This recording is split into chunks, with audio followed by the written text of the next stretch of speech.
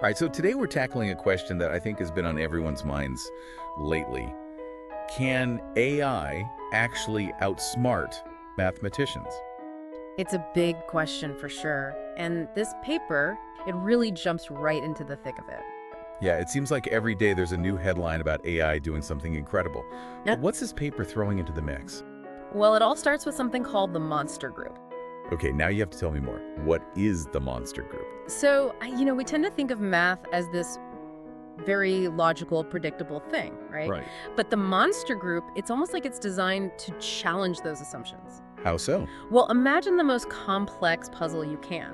Now, picture it 1,000,000 times bigger and more intricate. That's the monster group. Okay, starting to get a sense of the scale here. So how does this monster group relate to AI? That's the thing. It's so massive that trying to understand it through brute computing power, the kind that AI relies on, it would just be impossible. Like, imagine trying to map every single atom in the universe.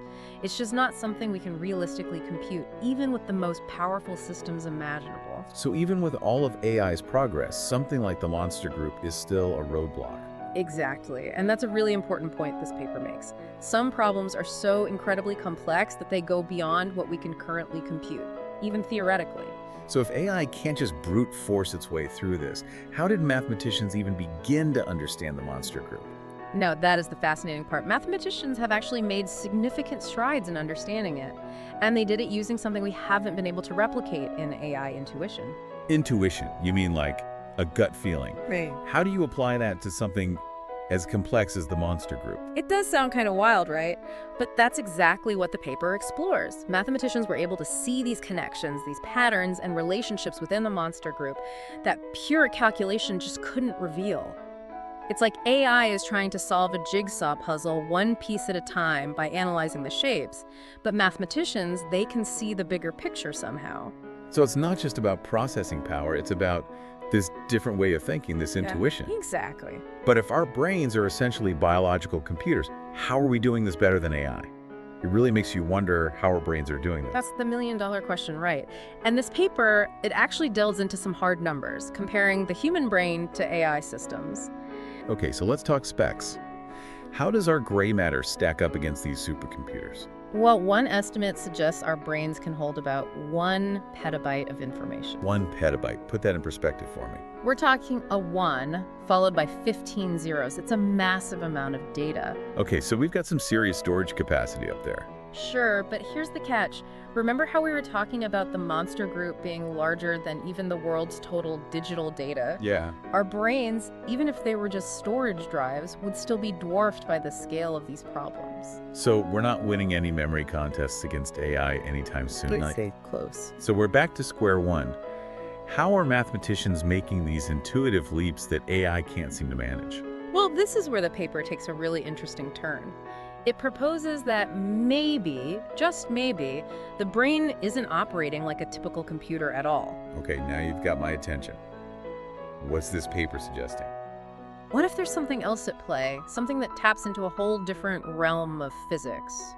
Quantum mechanics. Hold on, quantum mechanics. Are we talking about subatomic particles and parallel universes now? We're going there. The paper suggests that these quantum principles, things like entanglement and superposition, might actually be happening within our brains. Okay, I'll be honest, that sounds a little out there. How could our brains be doing quantum mechanics without us even knowing it? Well, think about it this way. Quantum mechanics is all about probabilities, things existing in multiple states at once. What if that's how our brains make these intuitive leaps? Instead of just calculating every single possibility step by step, maybe our brains are using some kind of quantum weirdness to explore tons of solutions at the same time. So instead of thinking like a regular computer, our brains are like quantum computers. That's the idea. It's a bit like how plants use quantum mechanics for photosynthesis. Wait, photosynthesis? Like how plants turn sunlight into energy. What's that got to do with all of this? It's all about efficiency. Researchers have actually found that these quantum effects help plants absorb light and transfer energy in the most efficient way possible. It's like the energy is exploring multiple paths simultaneously, and only the best one wins out. So it's not just randomness, there's a method to this quantum madness. Exactly, and the paper proposes that maybe our brains are doing something similar when we're grappling with a complex problem. Instead of linearly crunching numbers, our brains could be taking advantage of these quantum shortcuts, exploring a vast network of possibilities to arrive at the most elegant solution. Okay, I think I'm starting to see how this connects. We've got this crazy, complex monster group that AI can't crack. We've got mathematicians pulling off incredible feats of intuition that even the most powerful computers can't replicate. And now you're suggesting our brains might be doing some kind of quantum computation in the background. You're getting it, and that brings us to the big question the paper grapples with. Can humans, with our potentially quantum-powered intuition, stay ahead of AI, even as it continues to evolve at an incredible pace? So we've gone from the mind-boggling complexity of the monster group to the mysteries of human intuition, and even touched on the world of quantum mechanics. Quite a journey. It is. But where do we land? What's the final verdict?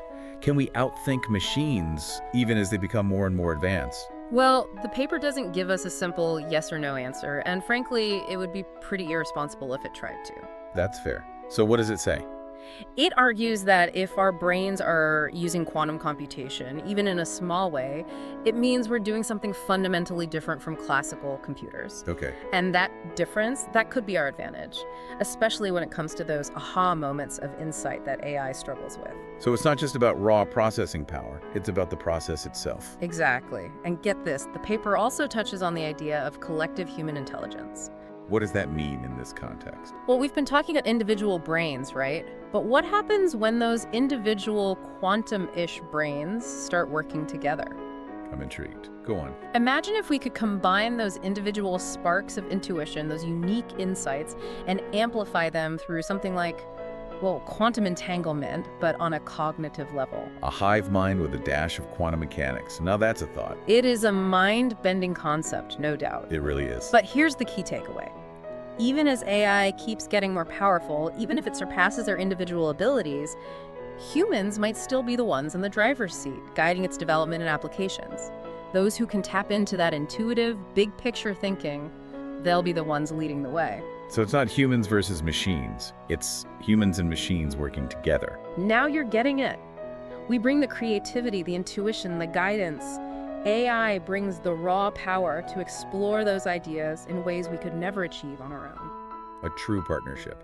Now, before we wrap up, there's one last point in the paper that really caught my attention. And what's that? It mentions that the monster group itself, the very thing that challenges AI so much, might actually hold a clue to the future of AI.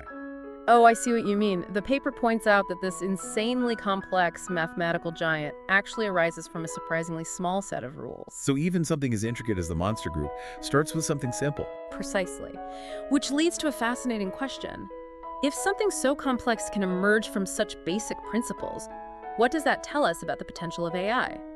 Could AI, if given the right starting point, the right rules, develop its own form of intuition, its own way of seeing those connections that seem uniquely human right now?